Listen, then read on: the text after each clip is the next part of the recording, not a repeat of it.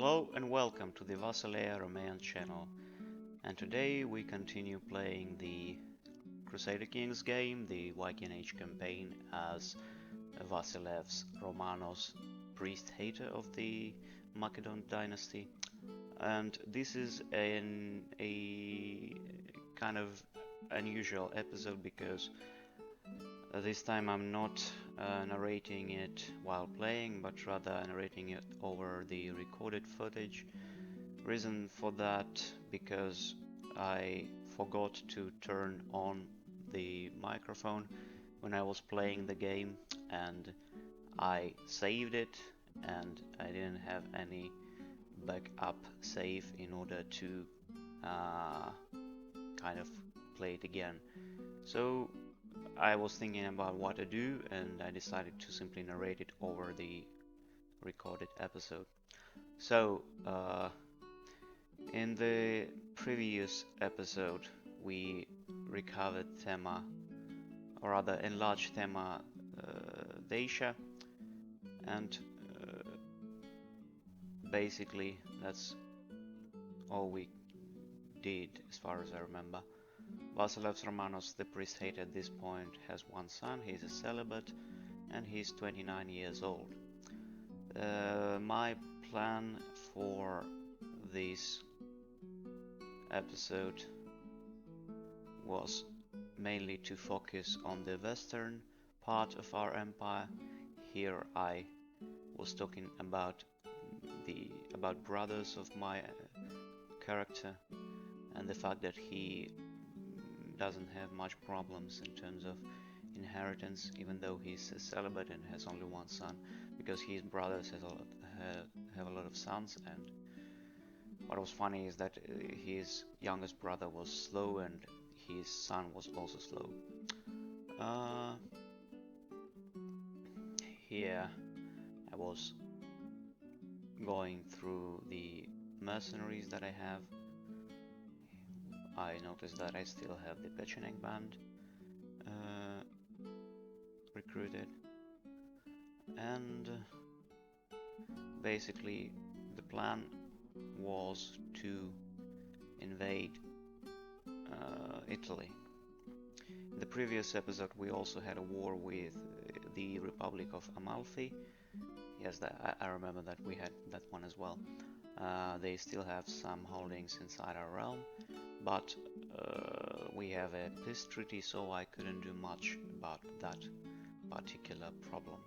Then again, we had this Duke Manfredo of Benevento, who is an independent Longobard Duke, I suppose, or an Italian, I didn't actually notice. And before we can invade Italy proper, we should definitely invade the Manfredo, because Italy is kind of big and strong, and we also don't have much in terms of money. The plan was to conquer Italy all the way up to Ravenna, at least, or the Po Valley, and that's exactly what is going to happen in this episode, as you will later notice. I was talking about the borders of the Roman Empire, or rather Roman Republic, during its early years here, but that's not the point. Point is, with the current claiming system in this game, it will cost a lot of money to have all of those provinces claimed. Still, it is not going to be impossible, because we have at least 2,150 gold, and we are going to get much more in the future, and this is going to be enough to claim most of what I would like to conquer from the Italians. Also, if you look at this from a more role-playing perspective, you can imagine that this spending money on claims is more of a not like buying the claims, but rather preparing an invasion in terms of logistics and I don't know, like training your troops and so on, because you know the bigger army you have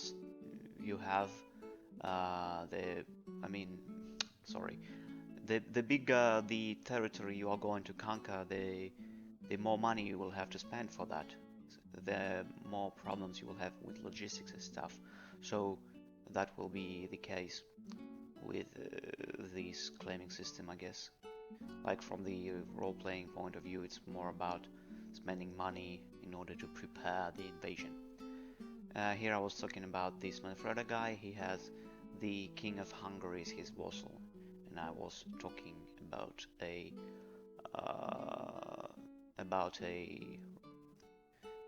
funny fact that he was an ally of my father, or rather the father of the current character, the Vasilevs brothers.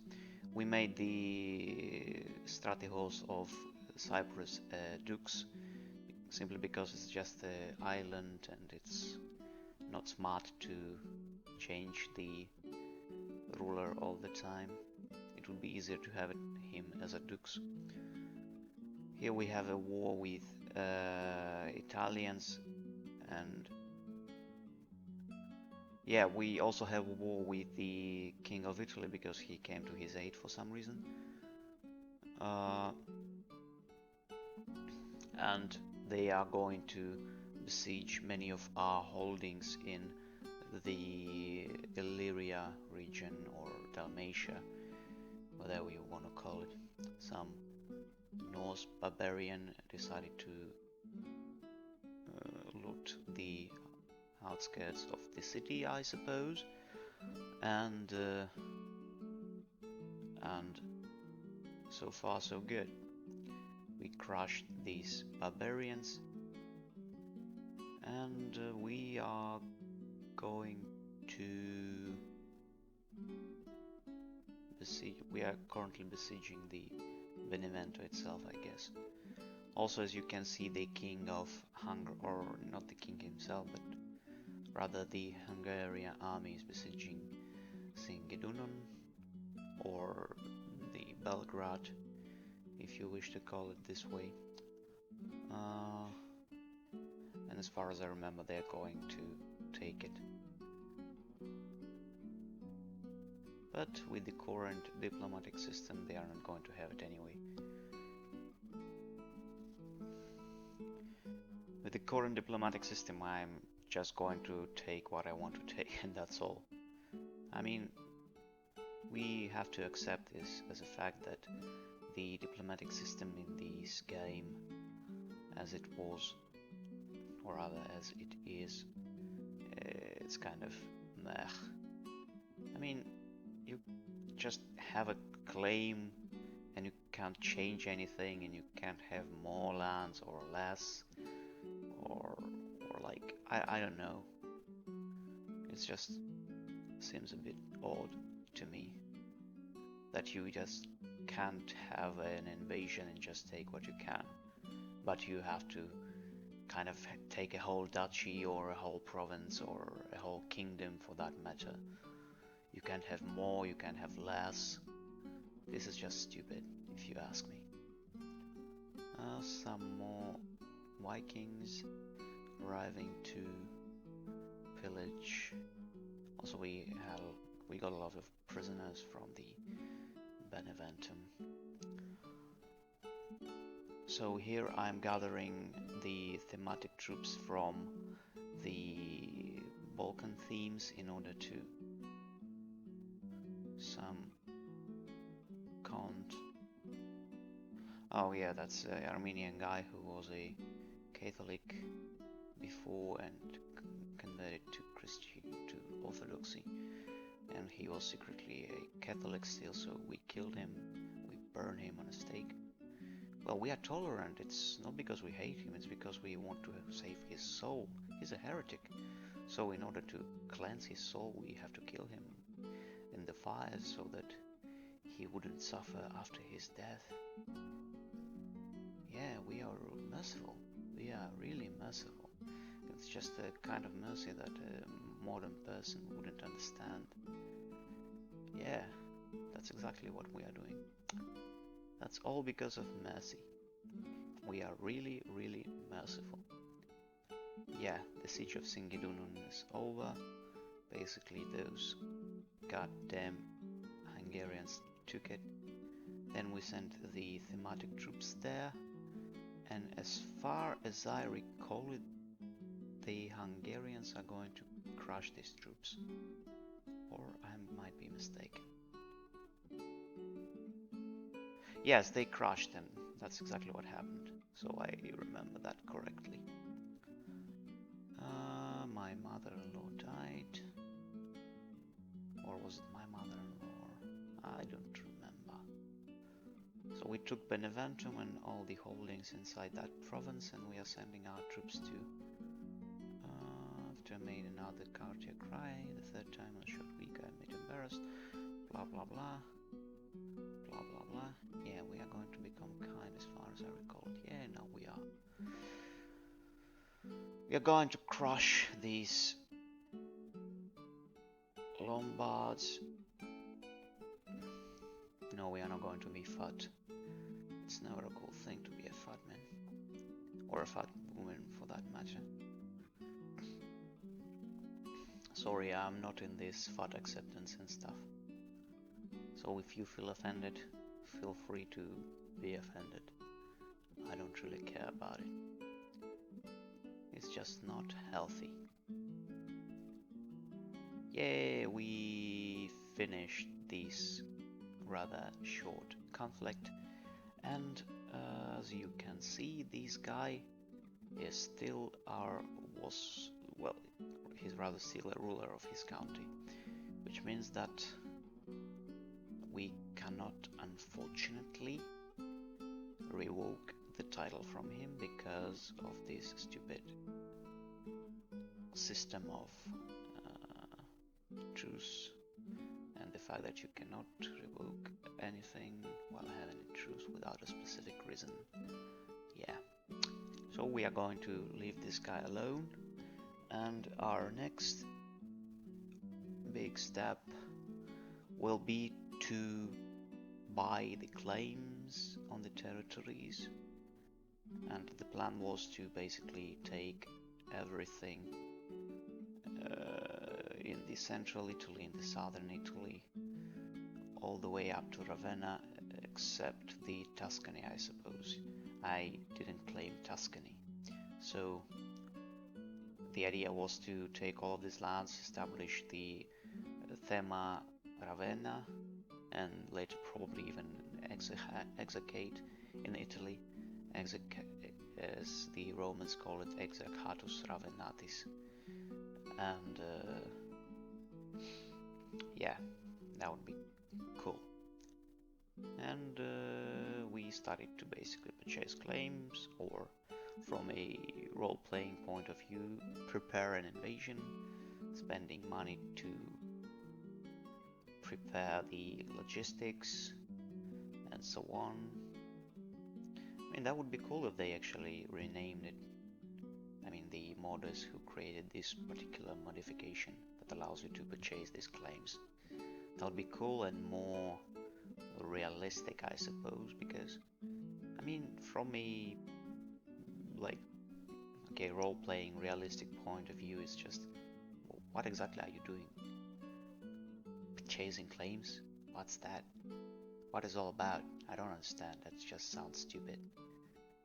Stupid and unrealistic.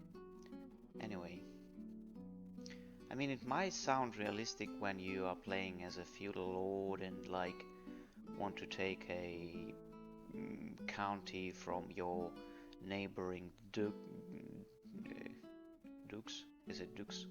Now I actually forgot what is the proper word in English for this matter.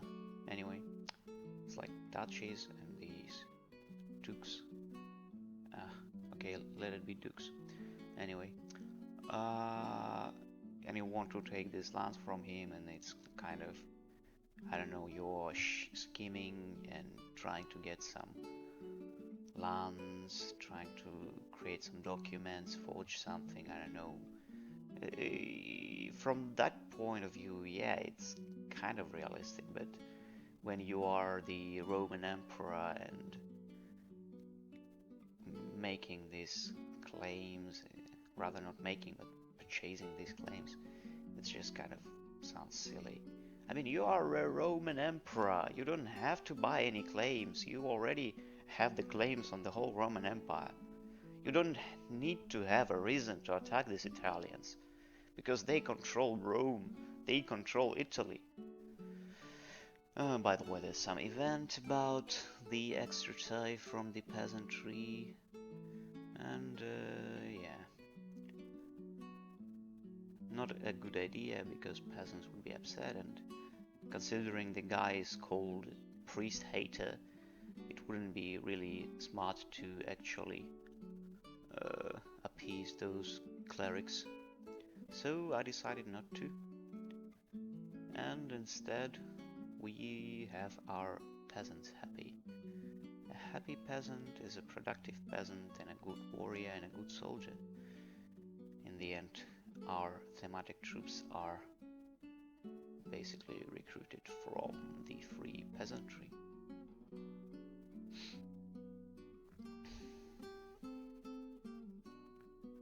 Now we gathered about 10,000 troops in the Balkan themes, and we are going to send them to help our invasion in Italy. And as far as I recall, was it in the previous episode actually? No, whatever. There was a certain funny episode somewhere, maybe in this episode, maybe in the previous one, I don't now remember, where there was a rebellion and my army came in order to fight the enemies, and they basically somehow met a rebellion in the enemy territory. So it was basically not rebellion of mine, but rebellion of some of our enemies, and they destroyed the rebels once, then they rebelled again, and they destroyed them again, and well, that was basically 2 times in a row, and that was kind of silly. There's another Stratihos died, and we gave the title to some guy. Now we are choosing our steward, and we have these Sakellarios Vasileus, who is Vasilios rather, who is loyal, and it's always a good thing when your counselors are loyal. It's also good when they are competent, but sometimes loyalty is more important than anything else. Now we are choosing new proconsuls. Antipatos means proconsul in Greek. And basically the war in Italy is going swimmingly. The Italians are having their basically 20,000 troops in Dalmatia, which is not really smart of them. Yeah, and this episode is in this particular episode. Well, sorry for that. In this funny event when they had, yeah, and there's the other rebellion again. So basically we crushed once and then the other one. So I guess the situation in Italy is so bad that people are rebelling 2 times in a row, and we are crushing them because we are there, but the Italians have no troops. So we are dealing with their rebellions, as you can see, which is kind of funny, but whatever. And war score is -10 actually, because they took a lot of our fortresses in Dalmatia. I mean, realistically, if you think about it, and if the system of diplomacy in this game was realistic at all, probably after this war the Byzantines would take like the province of Apulia and Bari, the ones that didn't sign, but they would lost these Spalatos and maybe other provinces in the Dalmatia region, because we cannot hold them. Like whenever there's a war, we are losing them and we getting them back only because of this new not new, but this stupid diplomatic system. I mean, realistically, we would have lost them because there's no way we could hold them. But I mean, this game is just unrealistic in many aspects. Maybe the new game, the new Crusader Kings 3 will be a bit more realistic, but there's no guarantee, unfortunately. Also, I read some of the developers' diaries or rather reports or something, I don't remember, about this game, and there was an awful lot of how to put it mildly, kind of political correctness inserted there, which is not necessarily a bad thing, but it's just sometimes it goes, like, you know, to be complete absurdity. Like they said there that the phrase Deus vult, it's somehow hateful, somehow fascist like this phrase, and that's kind of silly. I mean, seriously, it's just Deus vult, there's nothing about it, but I don't know. I mean, they literally have this phrase Allah is great or Allah is greatest in this game, and that's okay, but Deus vult, it's kind of fascist and so on. I don't know. It's kind of silly, in my opinion. Kind of silly.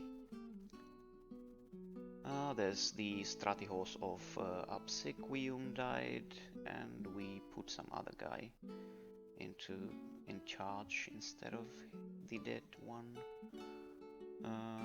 Yeah, the Italians are still besieging. They have quite a lot of troops, as you can see. That's why I was hesitant to attack them, actually, because they are the force to be reckoned with. They are not some kind of a... Yeah, there was the autosave and game freezed a little. Yeah, there's the Stratihos of Hellas died, and now we have these some other guy as an advisor. Advisor is a position that, in my opinion, you should always use to put loyal people into your council. Loyal, or those who are important to be there, like some powerful vassals who otherwise would be pissed off.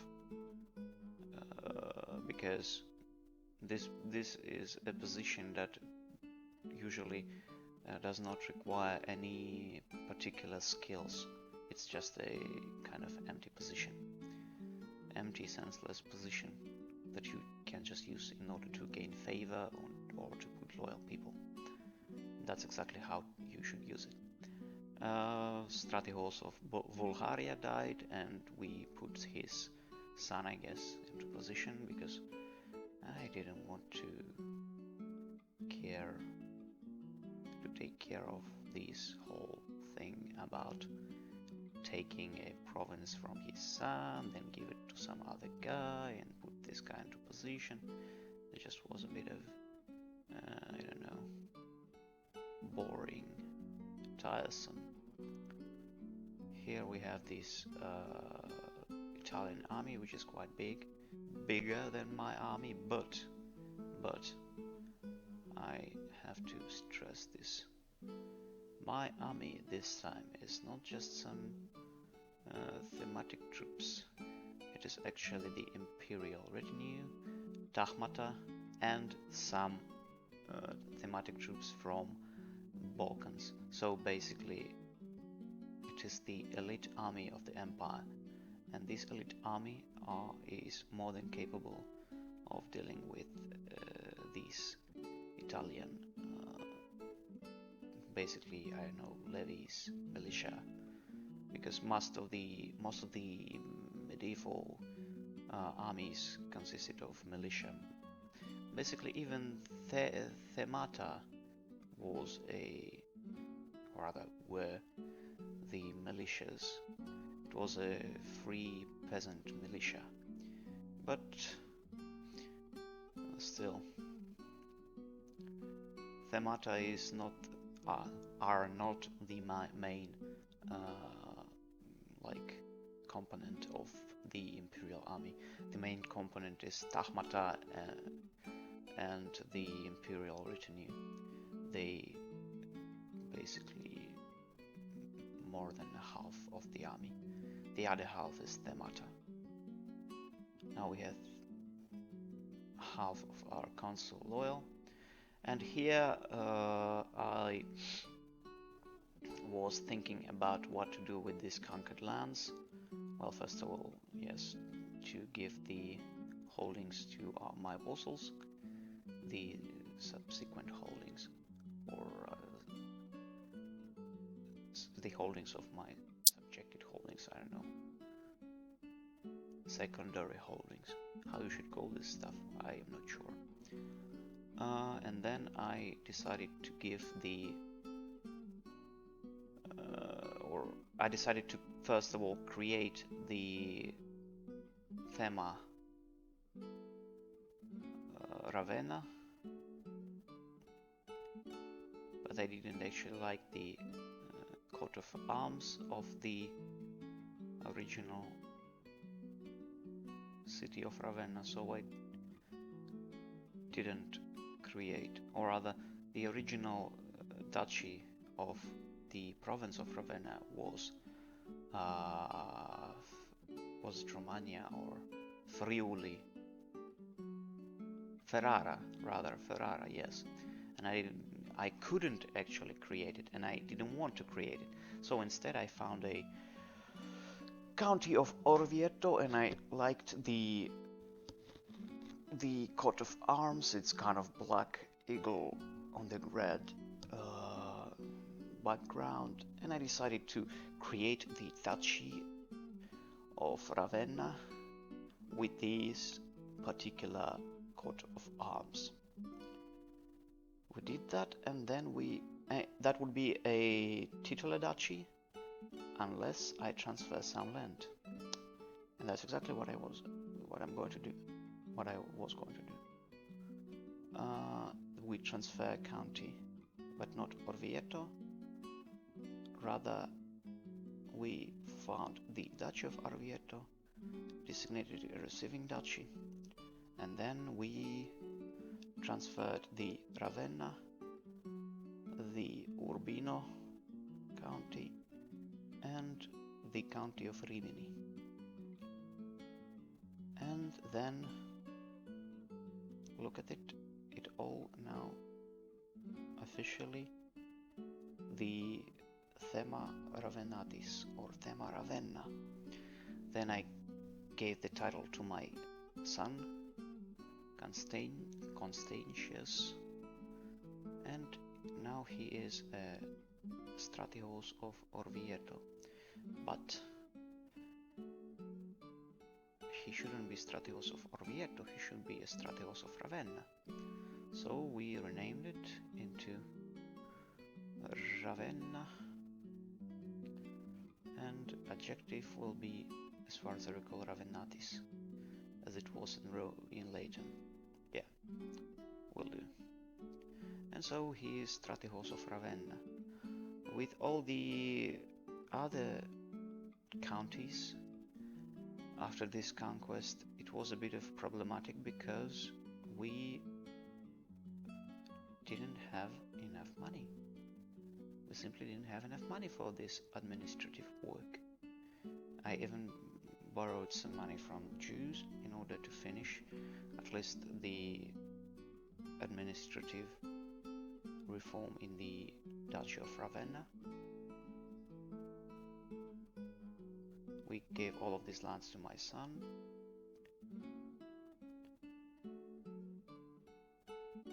And then I also wanted to establish Thema Longobardia in the southern Italy, but I couldn't.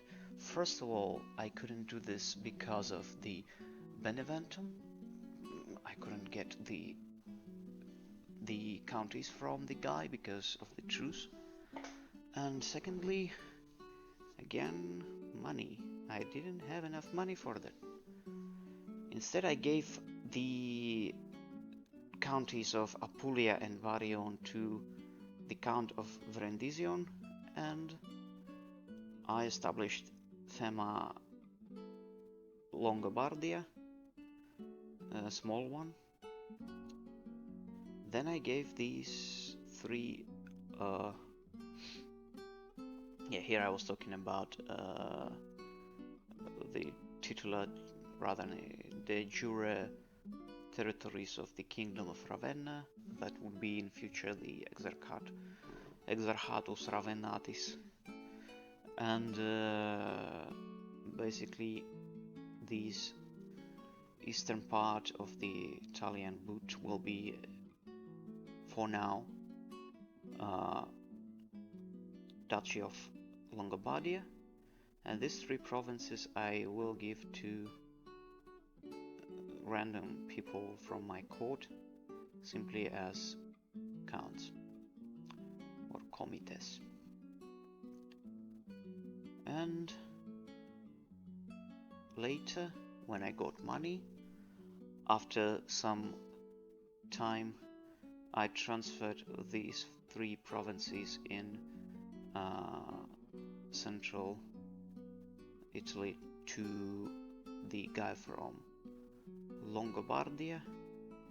And in the next episode, I guess, when the truce is up, I will revoke the title of Beneventum, the Duchy of Beneventum, from the Manfredo guy, and simply give it all to the ruler of Longobardia.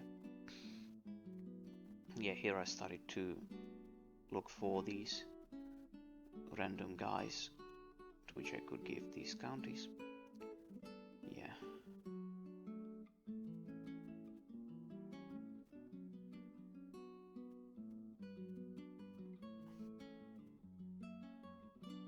Then I thought, no, he's Armenian, not a good idea, I should give it to someone else.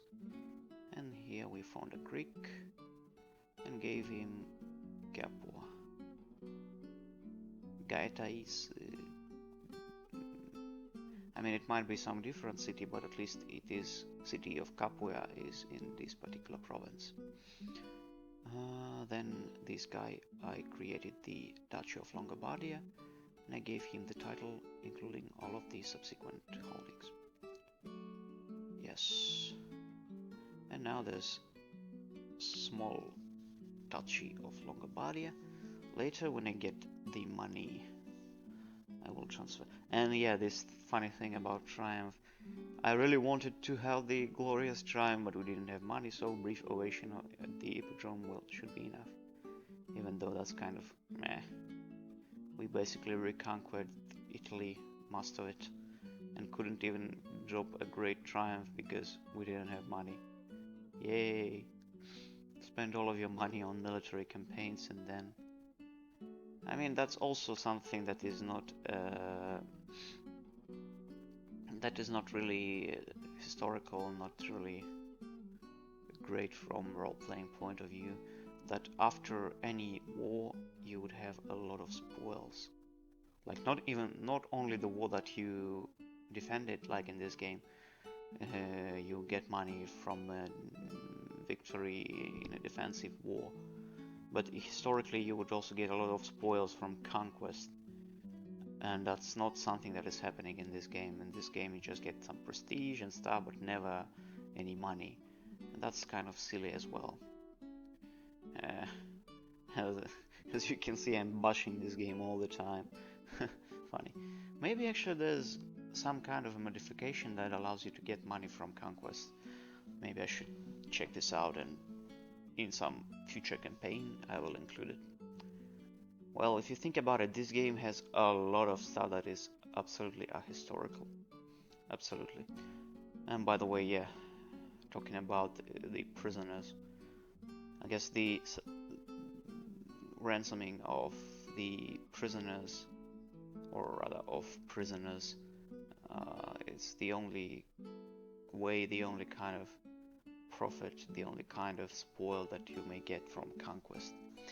Still, it's not enough. It's not enough. You should have much more than that. The guy from Kiveriaton died. Now we need to choose some other guy in his stead. So Dux Evdoxius, or Count Eudoxius becomes a Dux. Yeah.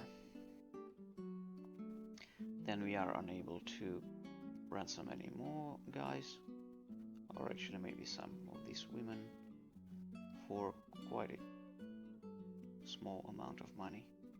Like 10 gold is nothing.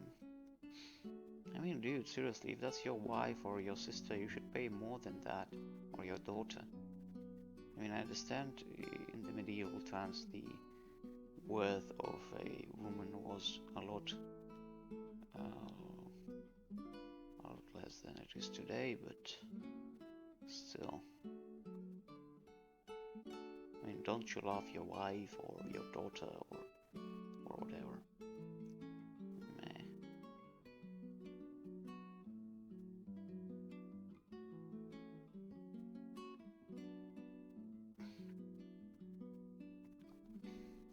Here we were searching for a guy who can be a good Dukes of Arminiacon. I keep calling them Duxes. Actually, how would it be in Latin or Greek to say the word Dux in plural? It's certainly not Duki, not Dukoi. Duxes, I suppose. Or something. Gotta check it out. I mean, sometimes it's really easy to figure out how to say something in plural. For example, when it ends on us or os, it's usually, in Latin it will be e, and in Greek it would be oi, or in modern Greek it would sound e as well. So basically, if that's, for example, Brutus, that would be Bruti, or if that will, for example, Barbaros, it will be Barbaroi, or in modern Greek, Varvari. But sometimes when it's the, how did this called properly? Conjugations about verbs. Okay, now I forgot the proper name for that stuff. Anyway, yeah, here I was talking about the fact that I cannot revoke the title from this guy, and basically some of these, is it declensions? Yeah, it should be that word. Anyway, the idea is, for example, the word of neutral gender, such as I don't know, scutum. They usually in plural, they usually like skuta or pilum pila. It's also easy to understand, but in Greek it's a bit more difficult. But it actually might be easy if you start learning it. I never actually did learn any Greek. I actually learned some Latin at university as well as in my free time.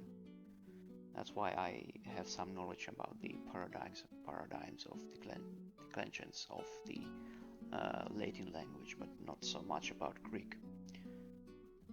Though sometimes they are quite similar, if you ask me, or at least it seems so.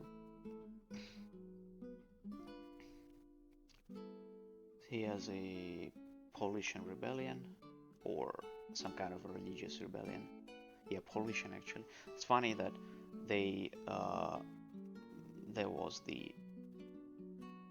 the heresy just appeared and the rebellion happened right after that. I sent my Ecclesiarch there, and also I noticed that this Manfredo guy has only one son, and he's his heir. And I decided that it would be a really, really great idea to try to kill this poor child. But, as I noticed later, quite fast. The plot power of mine was just pathetic. I mean, and I could hire only 2 people in order to help me, and their plot power is also not that big. And even after I changed my character focus to intrigue, and even after I sent more competent mysticus to his province, even after that the plot power was about 30 something as far as I recall it. Okay, no, it's not. Now it's 49, and after I changed the focus to intrigue, the plot power, let's see, yeah, it's almost 60. Still, it's not enough at all. We repaid the loan to the Jews, and basically I yet again checked out how many people we could hire, or rather, yeah, that would be a proper word. So here we are ending the episode because it's 5 years since the last one. Thank you for watching, and I hope you enjoyed it. Bye bye.